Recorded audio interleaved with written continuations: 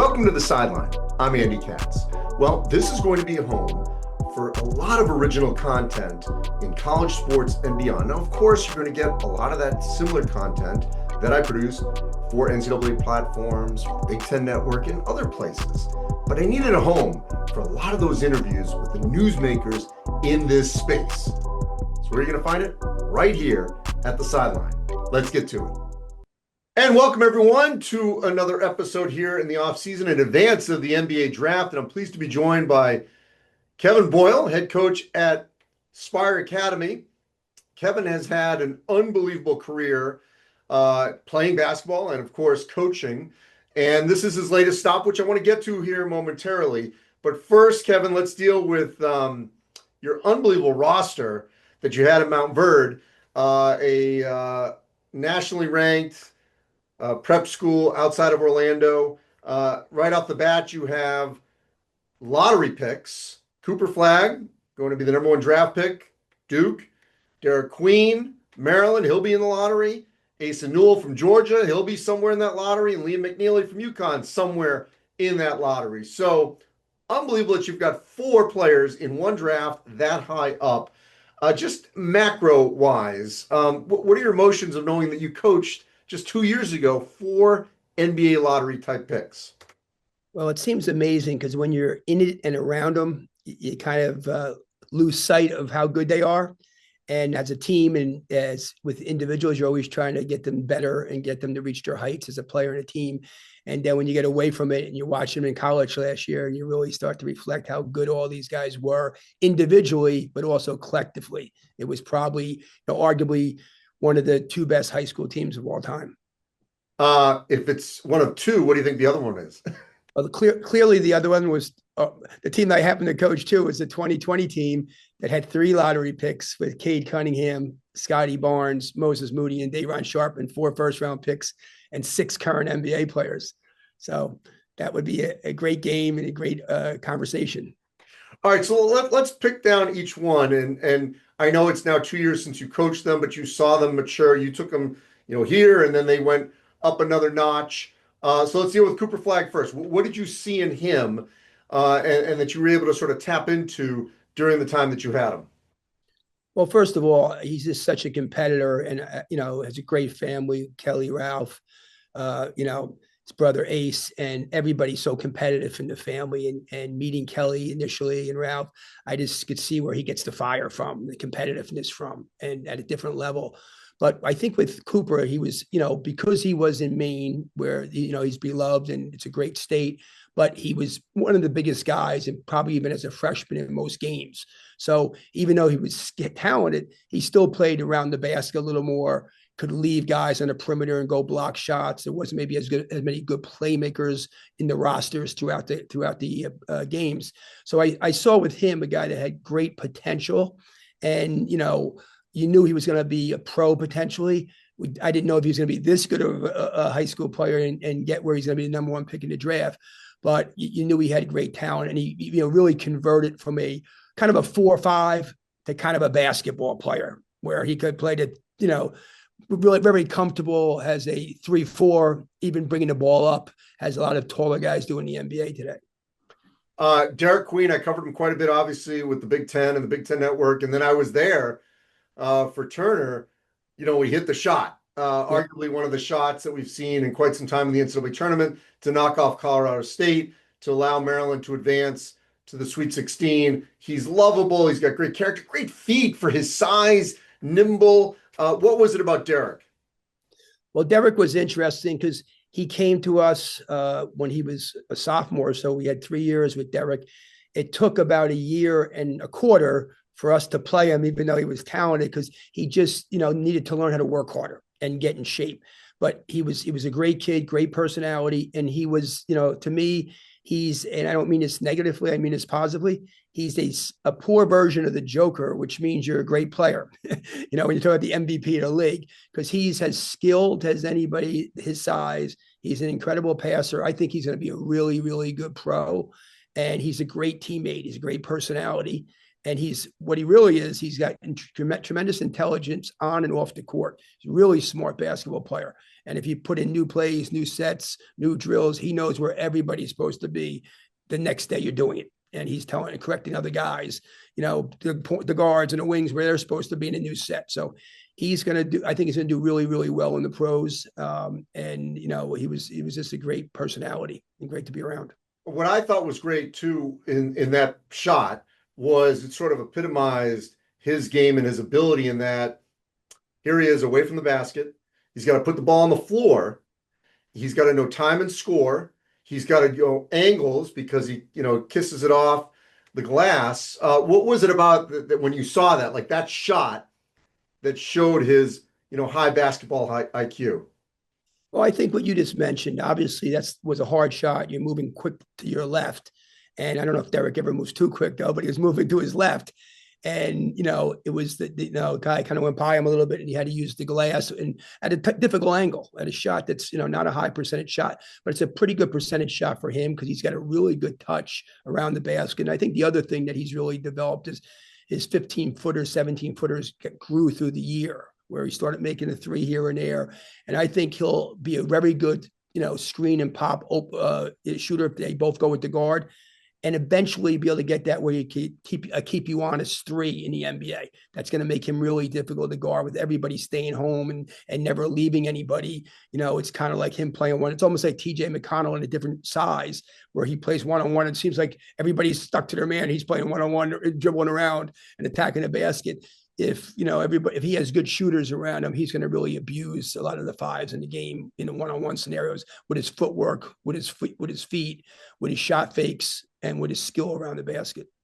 All right, so Liam McNeely, I thought he just scratched the surface with his ability. He had some big-time breakout games, but he was hurt at times. So I didn't really feel like we saw his full potential. Obviously, Dan Hurley and their staff do a great job. And they got what they could when he was on the floor. What were your thoughts on when you had him versus what you saw last year at UConn? Well, I thought, that was a good choice for him because, you had Spencer the year before. UConn runs a lot of stuff for their two scorers.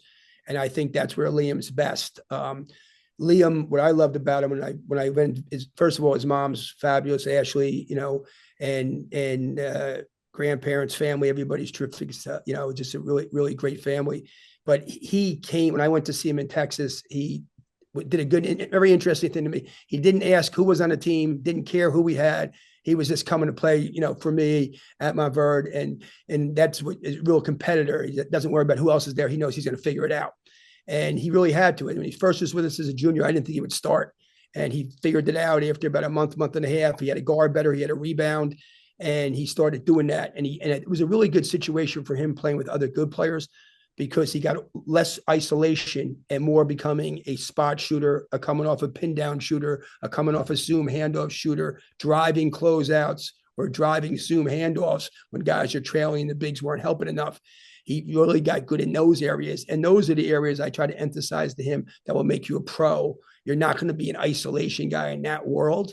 So be what you could be really good. There's only 12 isolation players in the world that are really good. The other guys figured it out how to play in different areas and different roles and be really good NBA players, like Klay Thompson and JJ Redick, those type of guys. Asa Newell, Georgia got in, got kind of overshadowed because the SEC was so loaded with 14 teams making it. Maybe they weren't as featured as much. So I don't know if the mainstream hoop fan can fully appreciate Asa Newell, because I don't think they saw him as much. What did they miss? Well, again, you have a really athletic big kid, great worker, great smile, really likable teammate person in the community, really could rim run, can sprint to set a screen. And if you go with two, he's going to be a good shooter in that world. He's a good shooter now. He's going to have to keep getting better in that area, but he shoots it well. And you could tell when you're in the league every day and he'll take 1,000 shots a day. He's that type of guy. He'll end up being a really good 3-point shooter at the 5 spot or the 4 spot, because he can also play that spot because he can guard. And he's gotten a lot better in the last couple of years, handling the basketball, passing on the perimeter. And he's capable of guarding a lot of different positions because he's athletic. And he's a pretty good shot blocker as well. We'll add some length around the rim for some team. So as I said at the top, I mean, you've had a litany of number one picks, Kate Cunningham, Ben Simmons, Kyrie Irving, Flag. I mean, NBA picks, there's over 20. You mentioned that team they had a couple of years ago. They were loaded. You've had guys that have been NBA All-Stars. I think sometimes people are naive to think, oh, you got a team of All-Stars, whether it's high school, college, the NBA. How hard is that? Obviously very difficult to manage all of that. How do you coach elite talent? Well, I think first of all, a lot of the guys are projected to be elite talent and elite players. And myself, my son Kevin Jr., we really try to emphasize where you are today. Sometimes it's based on your length and your size and maybe your athleticism, and it's a projection where you go. But we do a report on all the guys that has about 28 parts to it that says if you were a pro tomorrow, what would you be in a 1-5? And it could be Cade Cunningham going into his senior year, and like you're a 2 right now if you were in the NBA trying to finish, against the 5s in the NBA. And that has to get better. So it's a lot of real transparency of their strengths and of where they need to develop, and using film and statistics, and then trying to communicate with some NBA scouts to also get feedback from them. Liam McNeely, for example, was like, right now, Liam, when he was a junior, nobody has you in the first 2 rounds because they question your ability to defend and your ability to rebound your position. And he did a great job rebounding at UConn. But he was a competitor, so he started becoming a much better defender. He brought in to what you were saying. He knew you were doing it because you're trying to help him, and he knew he had to get better to grow to those levels. A kid like Cooper, again, a lot of it even now, like I'm telling people, Cooper's going to be a star in the NBA, but he's going to be in my opinion, 19, 7-7 year one, with Anthony Davis, maybe, those numbers, year 2, 22, 10-8, year 3, and he's going to grow into that. You're not going to be 20 years old in that league and get 24, 10-10, unless your team's losing by 40 and nobody cares and we're just padding stats. But his strength is his versatility, that he just fills a stat sheet. His strength is he understands the team winning it and making sure their senior year, people don't realize that we also had Rob Wright, who's the point guard at BYU, got a $3 million deal. Curtis Givens, who's at Memphis and started 15 games at LSU. We started 6 guys that senior year because it was best for the chemistry of the team. So even Cooper didn't start like 4 or 5 games, and nobody had a problem with it. Cooper, nobody. I went to those guys. I said, I think this is best for the team because I think 1 or 2 guys, if I pick them not to start, it could really, they'll still be good people, but I think it would affect their performance and their psychological mindset of playing. And all those guys, coach, we just want to win, and that was the refreshing thing. They were like, whatever we need to do, coach, we just want to win and get better. And I think they all got into that, These are all good answers. How do you know, though, when you're recruiting an elite player, that you're going to be able to manage that ego?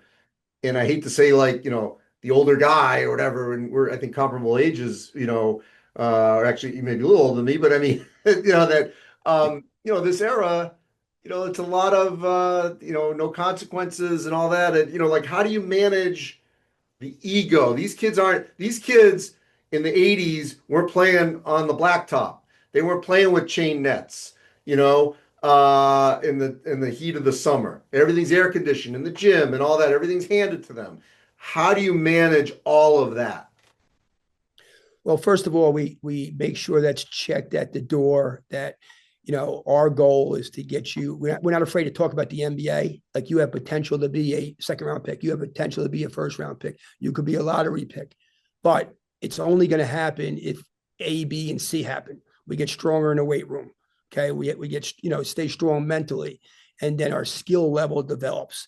And understand, if you go to the NBA and you're drafted, there's a guy over there named Kyrie and another guy named LeBron in that team. You're not an option. They don't run plays for the 4th best player on the team. Okay. They run plays for the 1st and 2nd best. Make some great money. you have to be able to be diversified your game. Can you guard? Can you rebound? Can you share? If you could do those things, you could be in the league. Andrew Nemhart's a perfect example for us.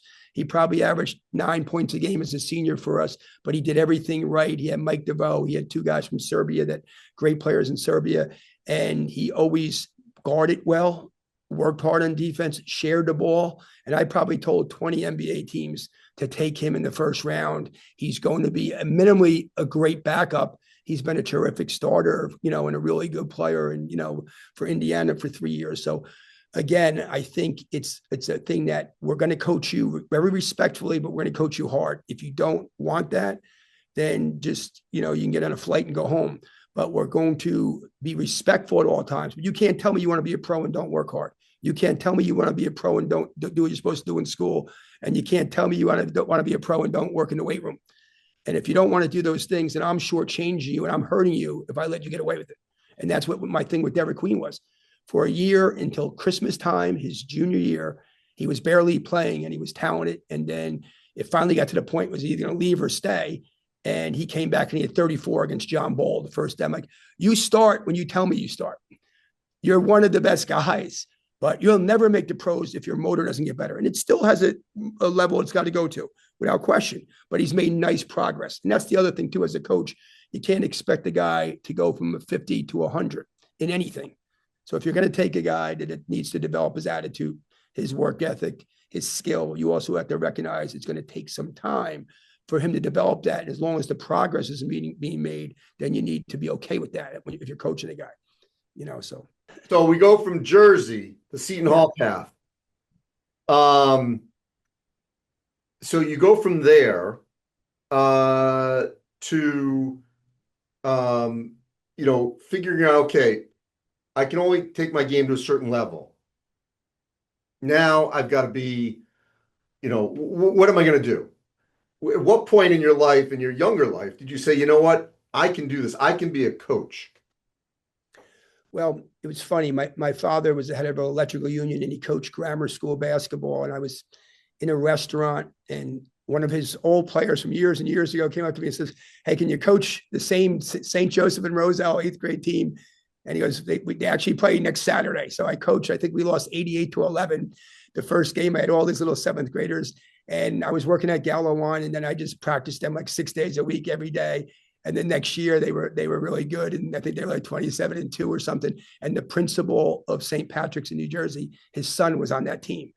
So he hired me to coach St. Pat's, St. Patrick's, who at one time had a good reputation and kind of had fallen really off in basketball. And then, we were able to start over there. I had some good players in Charles Lott and Chris Clemens. And then they got Shaheen Holloway, was my first really good player to coach at Seton Hall. And Shaheen was the MVP of the McDonald's game, Kobe Bryant's year. Mm-hmm. So if he was not 5'9", he would have been an NBA player if he was 6'2", 6'3". And then we got Al Harrington to come.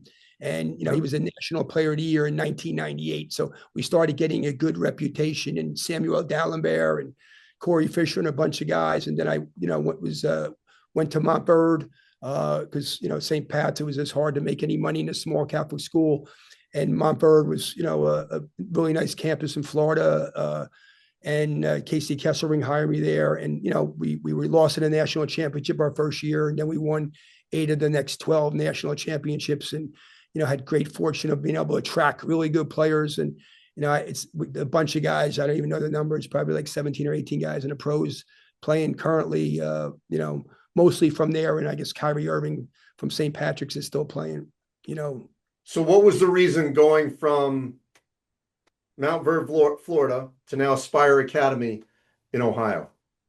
Well, Spire, I got to know the owner well, Jonathan, and I just, he convinced me of what he was trying to do with the school from a basketball perspective, but even from a complete picture and how he's even potentially going to grow it more.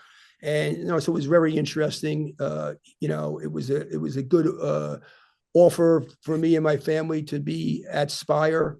And I just had a strong feeling that, like the high school basketball, I don't think it's going to become club basketball, but I do think you're going to see a little bit of a blend of, and you've already seen that with the new EYBL league that Nike's running. You have a team or two that are kind of like a pop-up, probably from a travel program that's now becoming a school. And I just think that the landscape's changing a little differently. The NIL and those type of things are trickling down to the high school level. In most states they're allowed. So there's different things that are happening.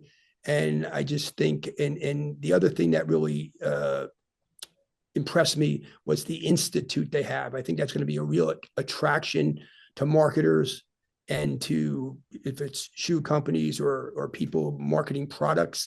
They have a unique institute here, really studying athletes and performance. And I don't know if there's, maybe there's some colleges, I guess, doing this stuff, but I haven't heard anybody in this space doing something like that. And, where it's going to be something that's, leading the way, I think, for a lot of schools and even colleges to copy a lot of the stuff they're trying to do here. Yeah. So what's interesting is, and my son went to private school. My daughter went to public. And one of the years he boarded. I guess my question is, in this current landscape, places like Spire, Montverde, I don't know, the Utah preps that pop up. How hard will it be for the traditional high school kid who goes to a St. Pat's like that, in the Catholic League and all that in New York, versus the players that are going to more of these kinds of schools that have really this massive infrastructure to help a player develop, like a European club model, to get to college and then the NBA or wherever? Well, I think over the years, you go back 30, 40 years ago, kids played multiple sports. Your best kid played at least two sports, if not three. And then I think because of kids trying to get better and focus on one sport, but also people who are making money in these spaces are saying, hey, I'm going to run tournaments all year. So I'm going to now have AAU that doesn't go 3 months. When I was in high school, you play like 10 AAU games. Now you might play 40 in the summer, so there's many more events, and then there might be a fall thing now. So I think things crossed over into different seasons. So if that was your main thing, you say, well, other people are doing it, I better stay competitive in that.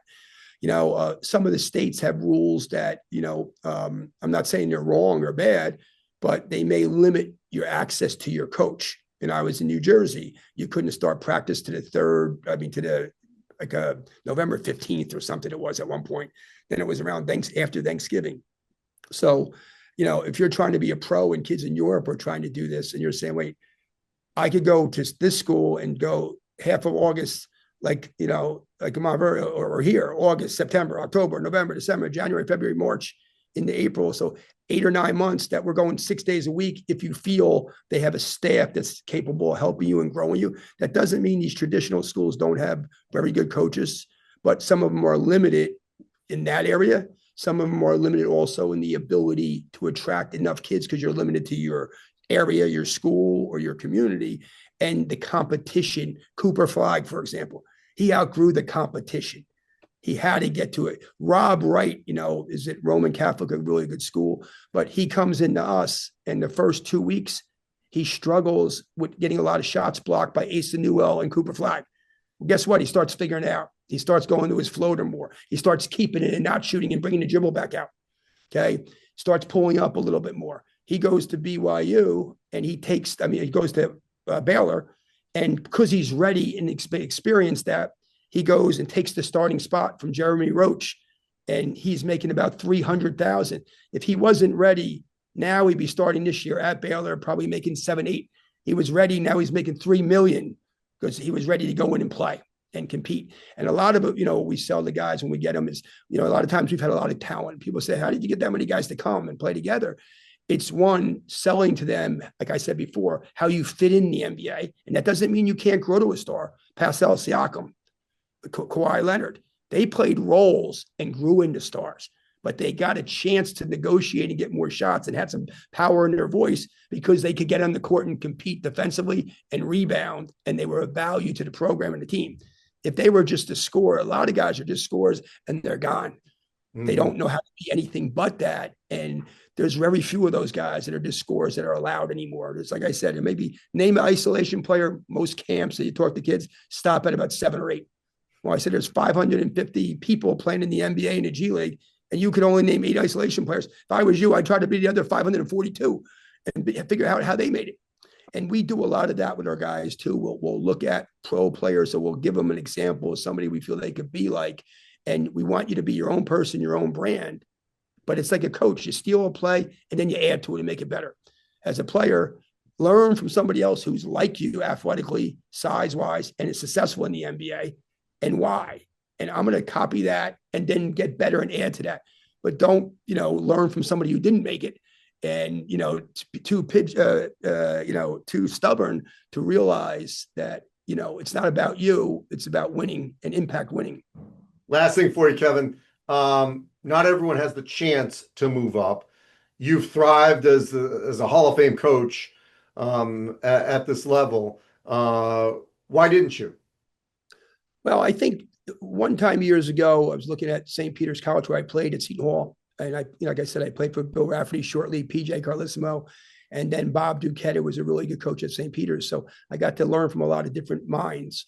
And it was just an opportunity. I wanted to coach my sons. And then at that stage of the game, it was, probably, you're at a point where you started doing pretty good in camps and other thing where you might have to take a little step back, actually, believe it or not, in that area. And I just kind of liked, controlling my time. If I wanted to, have time for my kids or my family, you're still putting an incredible amount of time, but you get to set the time. You get to set the schedule.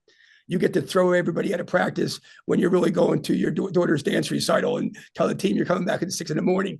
because you forgot she had a recital. If you're an assistant at a top program or trying to get to the top, it's different. And also there's been a few other opportunities in the past, but you got to make sure that they have the resources. You can't have your ego too big where you think you're going to make chicken salad out of chicken poop. You better have the resources that are competitive if you go to that level. And a lot of times I'll see a guy that's an assistant like Mike Nardi, who's played for me. He's at UConn now. And I would tell Mike, don't take a job unless it's a job you could win at. Cause I know it's hard because you want a job, but you're leaving a really good job sometimes for less pay from a major assistant to a lower mid Division I. And, if they don't have the resources, there's good coaching, it may be a plus 1.5 or a plus 2. It's not a plus 15. If you don't have the good talent, you're not winning, and you better have that talent, manage that talent, and be able to motivate that talent. Mark Few from Gonzaga always said, don't mess with happy. Yeah, well, there you go. I really like Mark Few. He's a great guy, and he's right. He's, why leave? A guy who left before him, if he could have did it again, he might have not left and been Mark Few, That's a different story. Yeah. Kevin, always a pleasure. Love catching up with you, and it's going to be a great night for the NBA draft for your former players. All right, thank you. Appreciate it. Bye-bye. Thanks for watching and listening, everyone. And as always, you can follow all our social media content at the Sideline with a K. Our content appears on Spotify, Apple Podcasts, and of course, YouTube, TikTok, X, and Instagram. Check out all the content at the Sideline with a K.